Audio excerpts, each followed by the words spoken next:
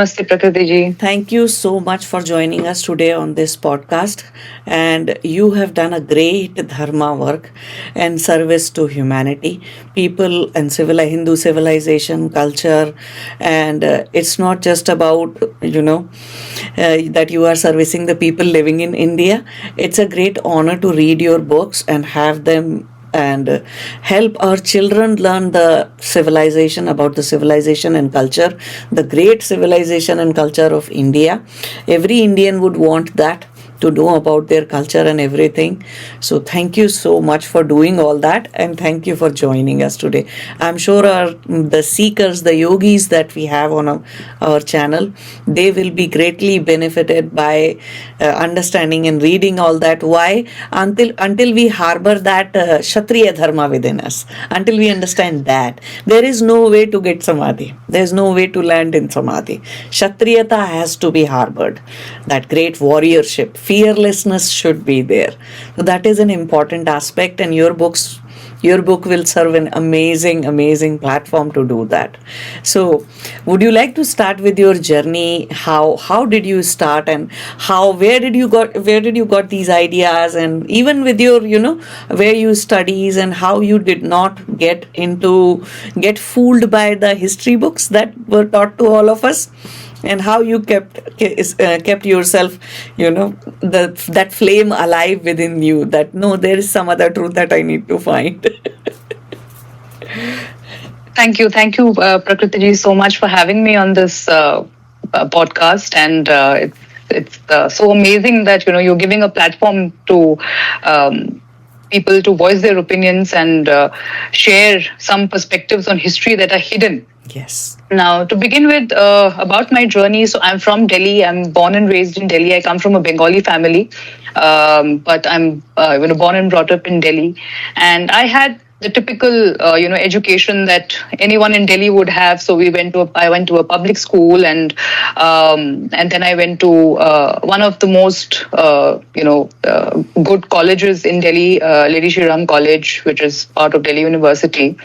And from my school days onwards, there was always this thought of questioning everything. Now, thankfully, that comes to me from my parents, because they, didn't insist that I should study science. They said that you can study whatever you want to. You can do humanities or commerce or science, whatever you're good at, pursue that. If you like history, if you have so much passion for history, go ahead and study history, but excel in that, excel in whatever you do.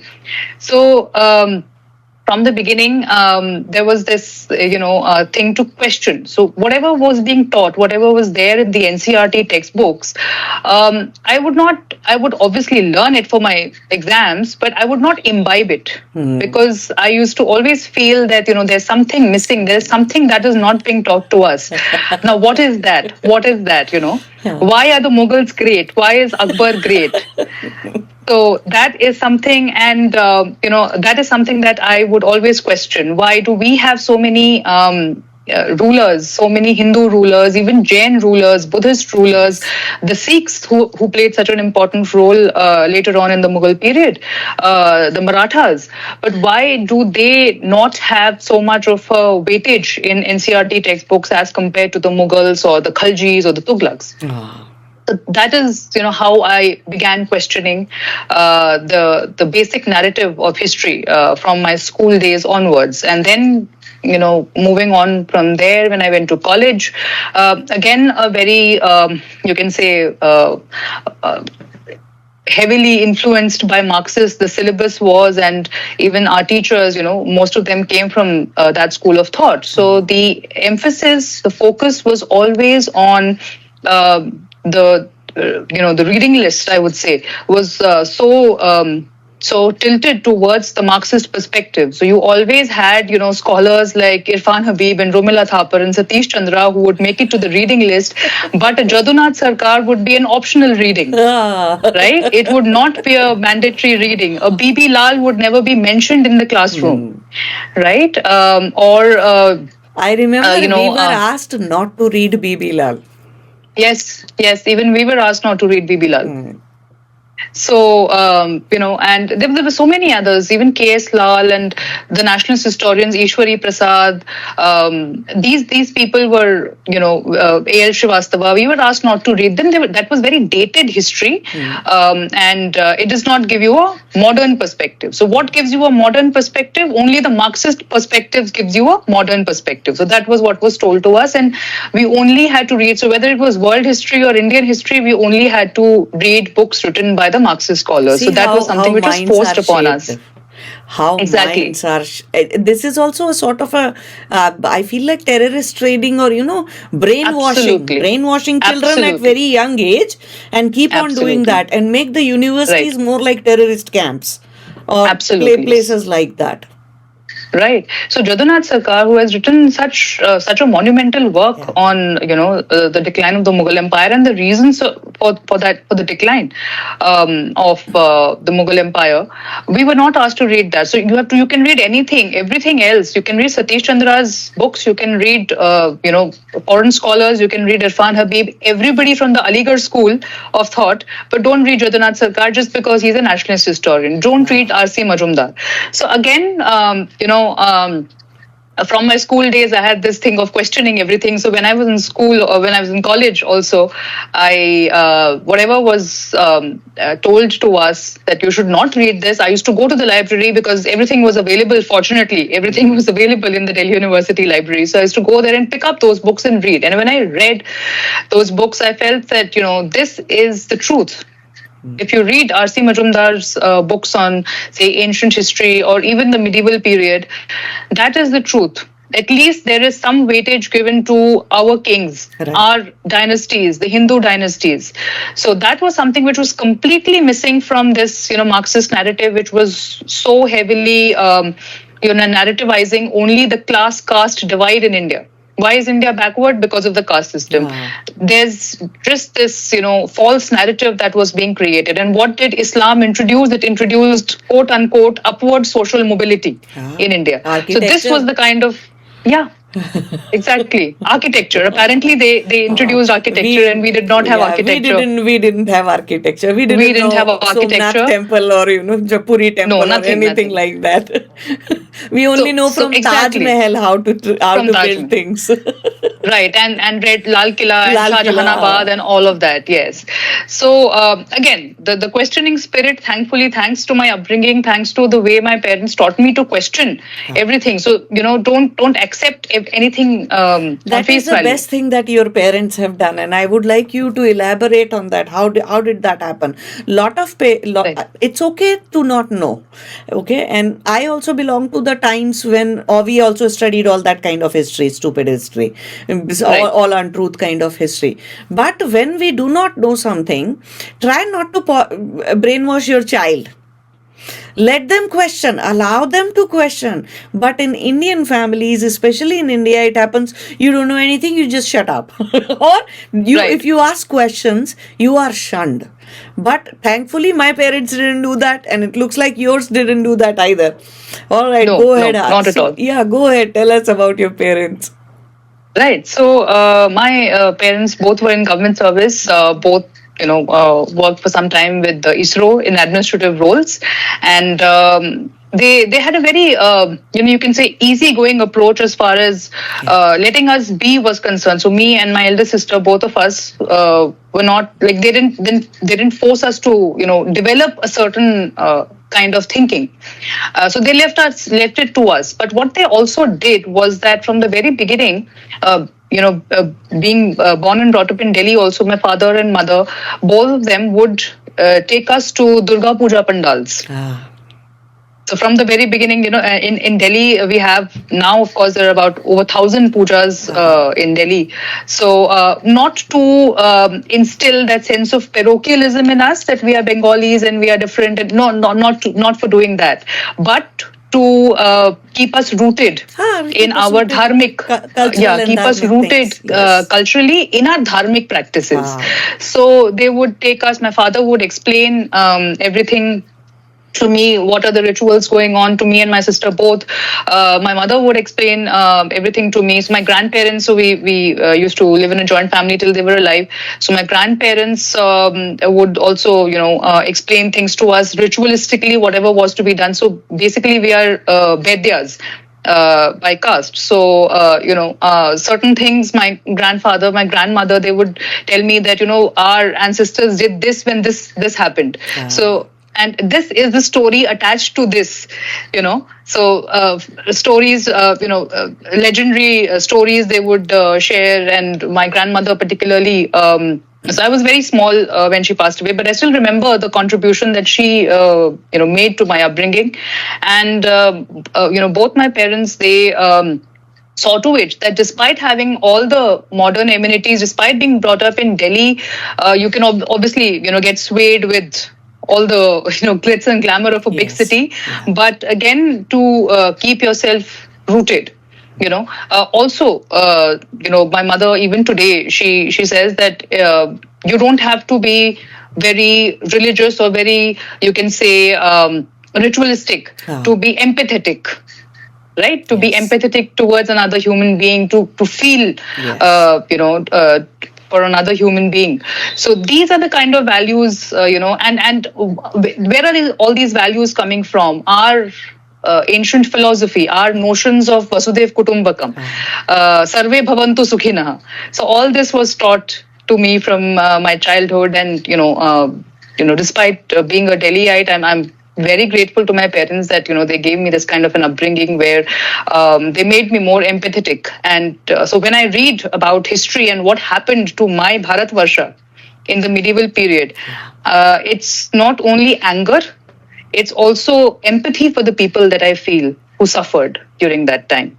During my teenage years, when I used to read Bhagat Singh and Veer Savarkar, Mangal Pandey, Sukhdev, and all these stories, I used to feel like, oh, get me somebody today. There was anger in me as a teenager, a lot of anger towards the injustice that has happened and everything that happened, and it was just bad, really bad. Yeah.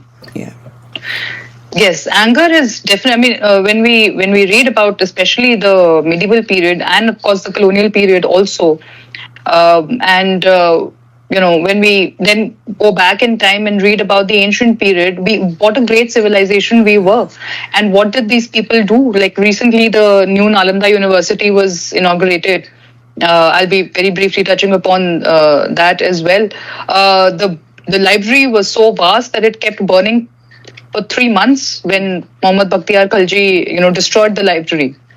So similarly, the Martan Sun Temple, there was a library there that also kept burning for many days when Sikandar Butshikan of the Shamiri dynasty in Kashmir, when he destroyed the library which was attached to the Martan Sun Temple. So the kind of destruction, I mean, it is horrendous to even think about it. There is a lot of anger. So when I started doing my research, I used to feel angry. When I started reading as a student in college, there was obviously that sense of anger. You know what Aurangzeb did. So when you read those volumes written by Jadunath Sarkar, there's always that anger.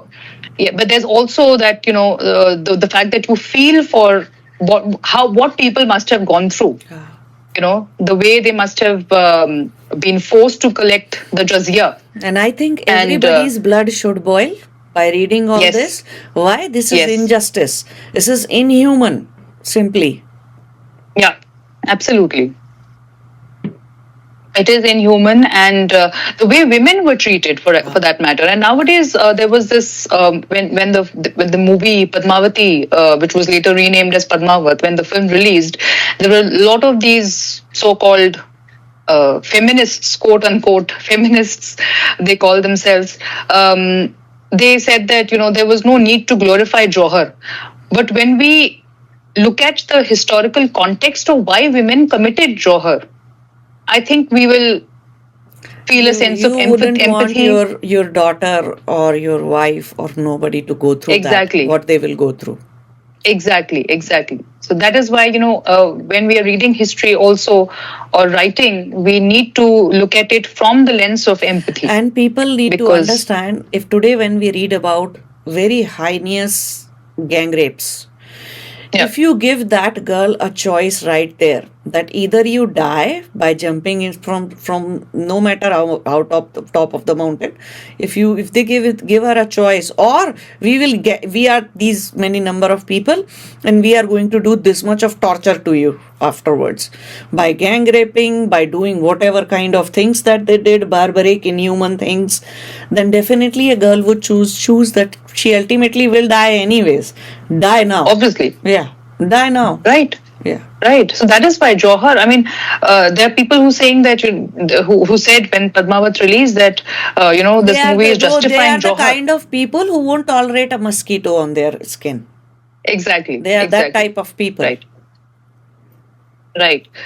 So it is. I think it's high time that our textbooks are changed. I did a project a couple of years ago on this, on what is wrong with NCERT textbooks, particularly the history textbooks, and why we need to change it.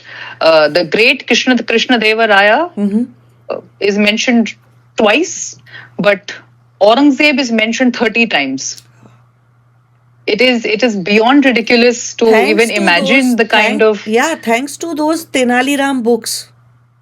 Yeah. That we know about Krishna Deva Raya and Krishna Deva Raya, right. And how only the Tenali Rama's story is actually in the comic books we used to get in our childhood, and that's how we learned about that great king. And I used to wonder how wise the people are in the entire city, in the entire area, but we were never taught that was our history.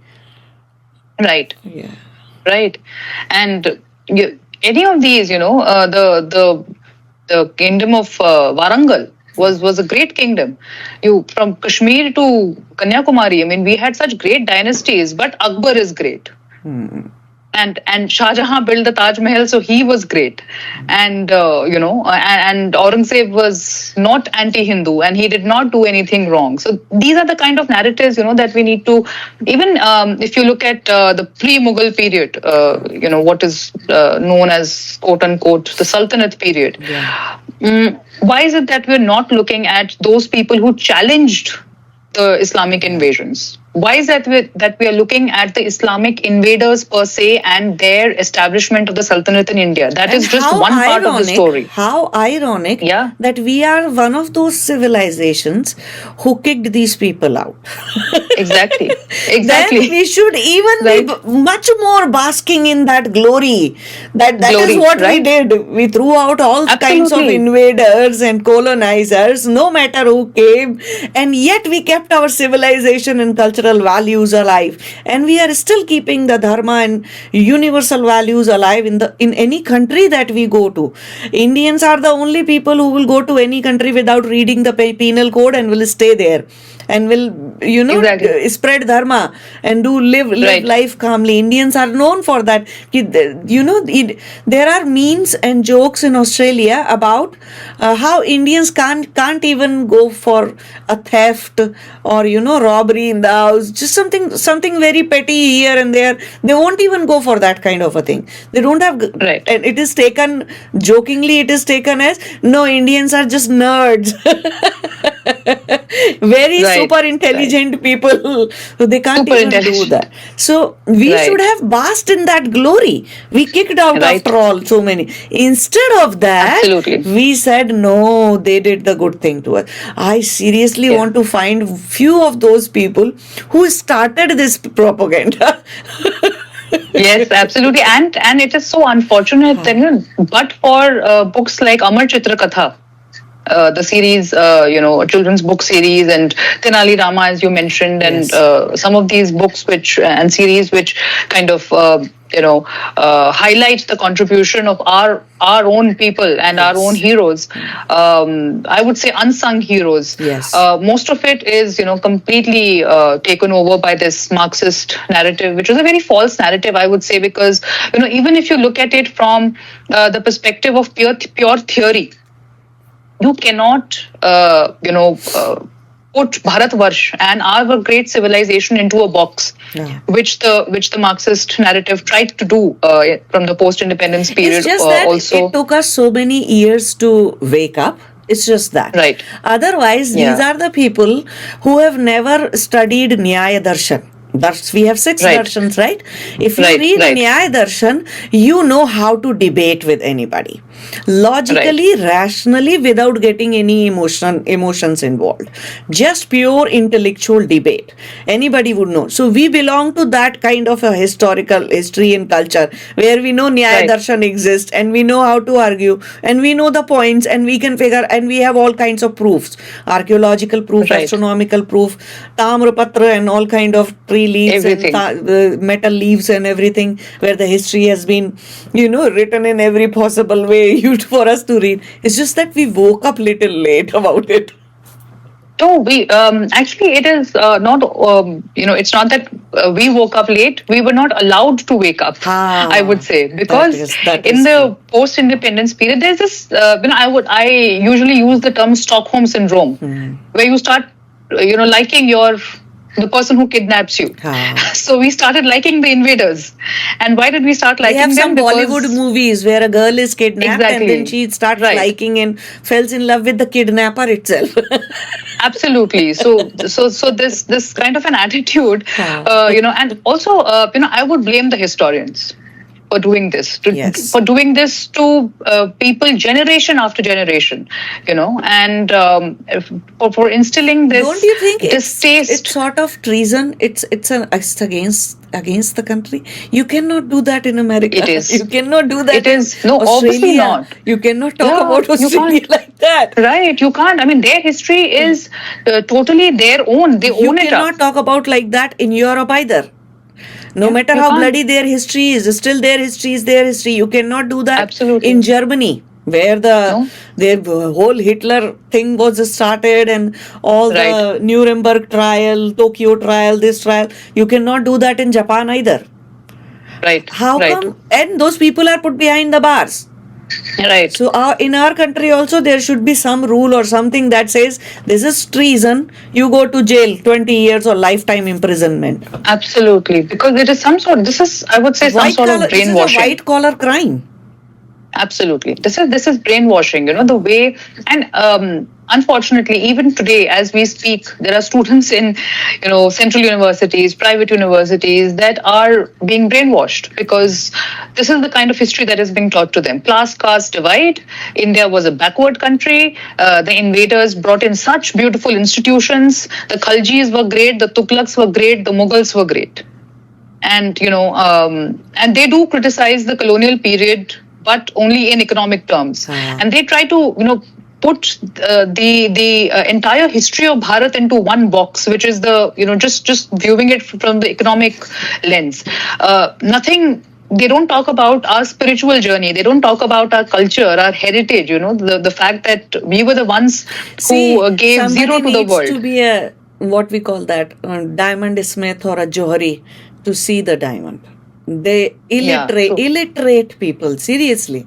All these colonizers, no education other than the language that they were speaking. What education they have? So how will they understand the language or the works of art or anything that comes from a very high consciousness people? So Absolutely. Indians and Bharatiya, all the Bharatiyas, that they were very highly conscious people, and from Absolutely. the high consciousness, what you design, what you create is totally of a different level. And so I don't blame. They don't have mind, they don't have consciousness, they don't have brain and intellect to understand something so valuable. Absolutely. So I mean, so when the colonizers also wrote, I mean, the British administrator historians also wrote, about our history, Vincent Smith and all these, Cunningham and all these people, they wrote from their perspective. So when, as students of history, what we should train other students to do, especially this generation and the next generation, that you need to look at history from your own perspective, from your own lens, So from the Bharatiya activation- lens. So no activation goes on.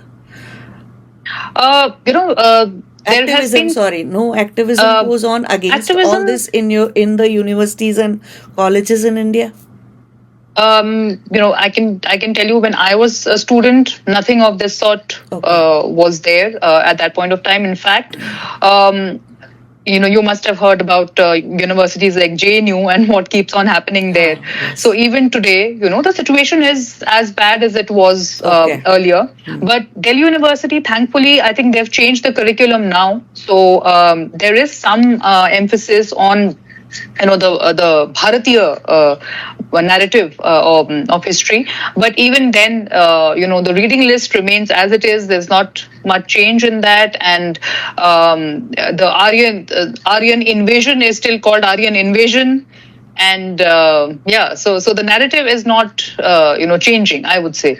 And there was a lot of furor recently when we need the NCRT million gazillion podcasts like this, so that narrative changes right here. absolutely Make yeah. millions of podcasts about the truth. Keep on speaking loudly, and in so many channels, just podcasts and shorts and reels and texts and whatever we can share, and that way we'll change the narrative from ground up. Right.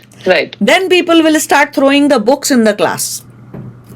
Yeah, one should do that. In fact, we can do that, and a lot of people, nowadays are questioning it, but at a personal level. Because you can't do that in the university, because all at my time, all the professors were Marxists, so you couldn't do that in the classroom because then that will affect your grades. But then what you can do is you can go and read what your professor is asking you not to read. The way I did it, so clandestinely. If you can't do it openly, do it clandestinely. Good idea. But do it, do it. So it is very important. I would say, this kind of brainwashing goes on, and even today, nothing much has changed because most of the professors come from that JNU, Aligarh Muslim University background, and other than that, of course, there are also people who come from abroad. Again, people who do their PhDs from abroad, coming from the same kind of school of thought, the Marxist school of thought. So that again, has a bearing on what they teach in the classroom. And this happens a lot, especially with humanities side. So I belong to the science education. No such thing. But recently, now, just like you explored the truth, we were taught that this is Newton's first law, third law, second law. This was by Einstein. Everything was from outside. All scientists. So I belong to a science field, IT field. And I did my MCA, I did my MBA afterwards, and every place I went in the world, it was always about all the Nobel Prizes went to this scientist, that scientist. Indians did nothing except zero. Only zero. Only zero. So then we started exploring, I personally started exploring Vedic mathematics because computer science is all it's a math heavy subject, and so many different types of mathematics we have to study, and especially there are things which outright would look wrong to you, the explanation where Einstein went wrong about his theory of relativity is what was left out of it, and same things are in much better way those things are explained in our for everything that we have on our side, the scriptures, the Puran, the Shastra, the calculations of time, especially time, it is so messed up in mathematics and science, and the way it is taught to us. Versus I understood Kal from my own Samadhi. I understood the cosmic time, the everything, the entire Brahmand from my Samadhi. That is how I learnt about it. And now I know where it exists in scriptures and books. Because after Samadhi, I realized how come this is true and what we were taught was not. So see, science, children studying on the science stream, they get messed up in a different way. In a different way. Not so much from the ideology's perspective, but there comes a time when you realize all science journals are from the Royal Society of Science in England, and all your science journals most of them are just bullshit, all the scientific research that is done only to satisfy the needs and greeds of some of the lobbyists and pharma companies, or this company or that place or this place. Nothing. Science is about discovery, is about the real invention, but that is not how. So science, people studying on science get messed up in a real sick way. Yeah, because there's, again, if you look at the history of science in India, that itself, The metallurgy, the alchemy. absolutely everything. But what we are taught in our classrooms in school is that science came with the British. Ah. So yeah, and astronomy came with the Muslim invaders. Science came with the British, and nothing about Bhaskaracharya, Vallabhacharya. None of these astronomers. Thankfully, Aryabhatta is mentioned. Thankfully, he is mentioned, and thankfully, for philosophy, Kautilya is Ramanujan. Exactly. We studied Ramanujan mathematics very late. I mean, out of my interest, we were not allowed to. Right. Yeah. It's such a pity, I would say, such a pity. Yeah. And none of these, even if you look at the Vachakas of the ancient period, if you look at, the role that women played, so what is taught to us that in the Vedic times, women had no position in society.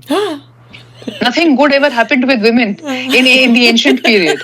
But if you actually look at history, we had Gargi, we had Maitri, we had these Vachakas, these Brahmavadinis, and the kind of role that they played in especially the early Vedic period, and even if you look at the history of Mahabharata, Ramayana, and women always had a voice. But what is taught to us? No, in ancient India, women were downtrodden. It was a very, very patriarchal.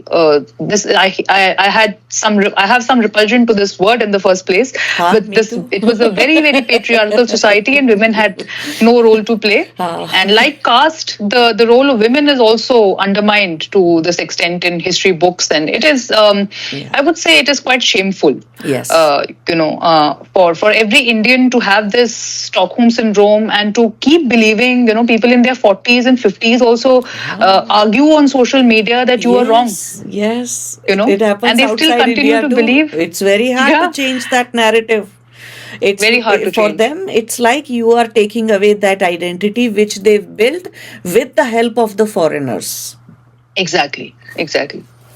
So this typical mentality I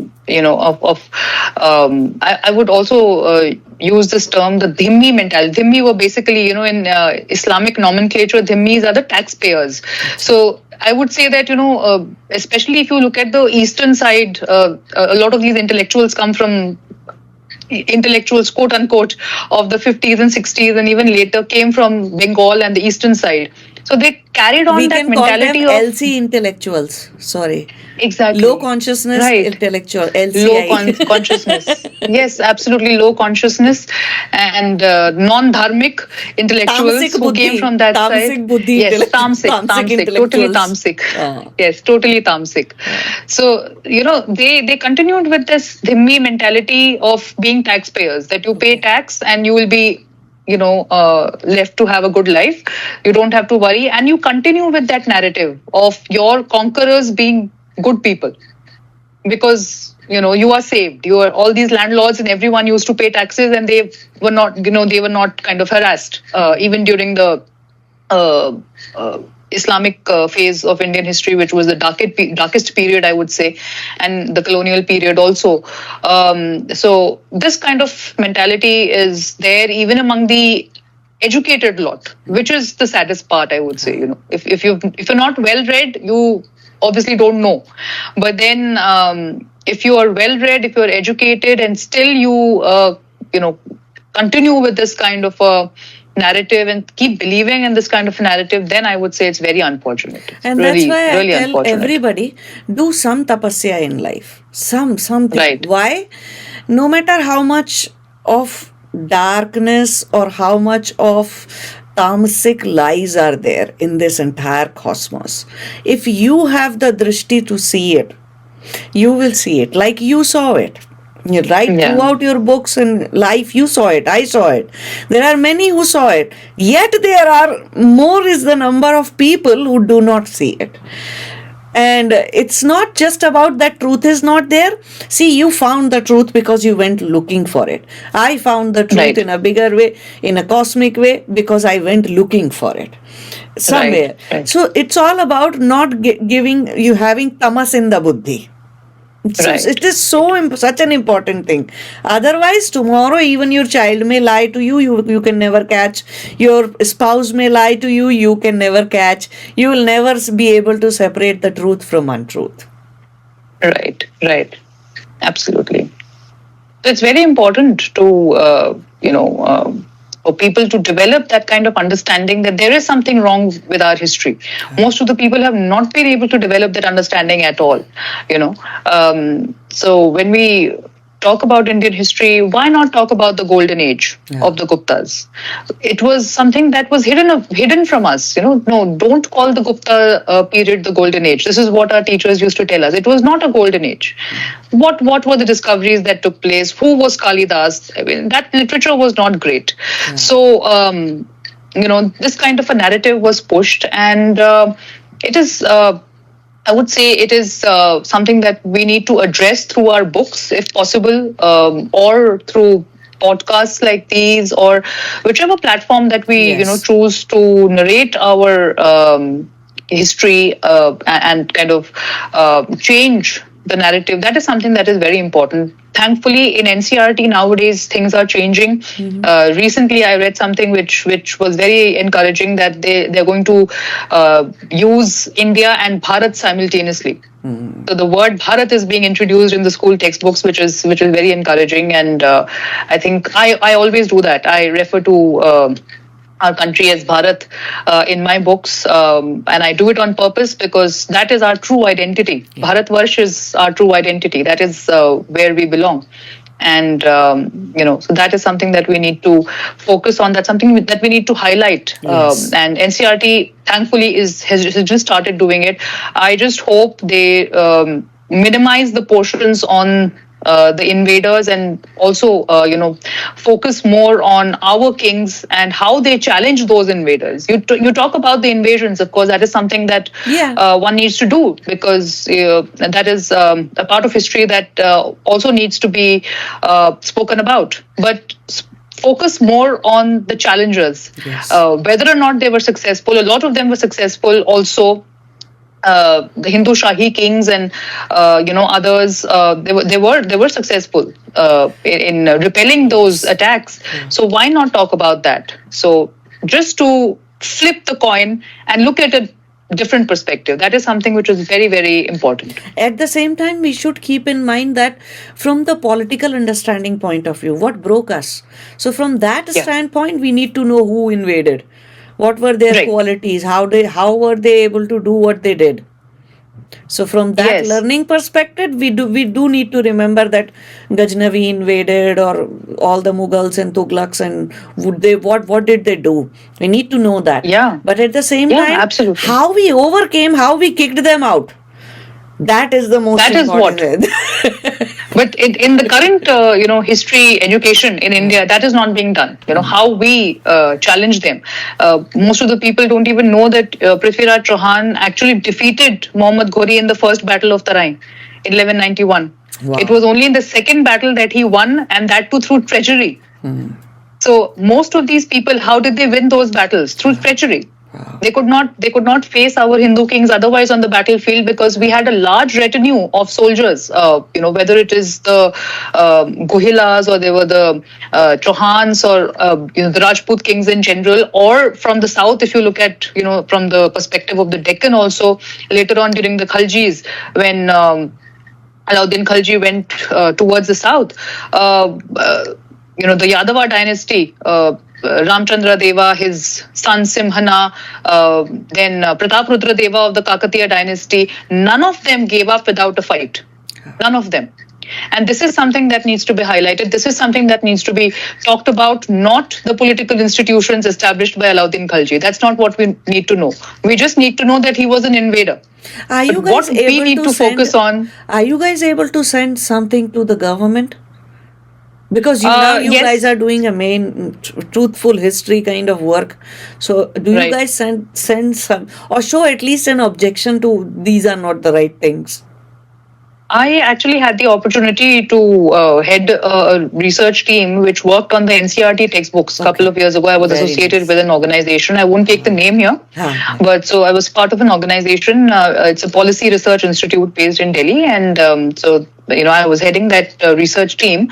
So we worked on the NCRT textbooks, history Very textbooks of nice. NCRT. Yes. So and there were two other researchers also, and we did present a report to the parliamentary committee, and we put up our suggestions of what needs to be done, what is wrong with NCRT textbooks, and we also showed in terms of graphs and figures how many times certain kings who were invaders were mentioned in those textbooks, and how many times the Hindu kings who challenged them are mentioned. Wow. So obviously the numbers were very few, and how many times certain leaders who were part of the independence movement were mentioned in terms of the primacy that was given to those leaders, and how many times people like Bhagat Singh were mentioned. Savarkarji was obviously did not find any mention anywhere. So and there were so many others, even people like Khudiram Bose and other revolutionaries, because there is this narrative of the revolutionaries being extremists. The British called them extremists, so we also started calling them extremists. So why should we be doing that? So it's not only the medieval period, but even if you look at the modern period of history, our way of teaching it is flawed, I would say. And even today, there are changes that are taking place, but it is very, very, I would say, minimal, because it needs to be done at a very fast pace if we need to inculcate those values in the coming generation. And if we want the students, the researchers, the learners, not to get swayed away by those stories that have been told by the Marxist historians, then we need to just pace up our narrative a bit, and present our views in a way that is not only comprehensive, but it is something that the students feel that yes, we are presenting the right side of the story. Until the time Right. government is doing all that and you people are doing all that, till the time I would say keep doing tapasya so that you have pure sattvic intellect to start with, right? Right, Otherwise, if right, you don't right. have buddhi Absolutely. and pure sattvic buddhi, there is no point. Thank you so Thank you much. so much. Yeah.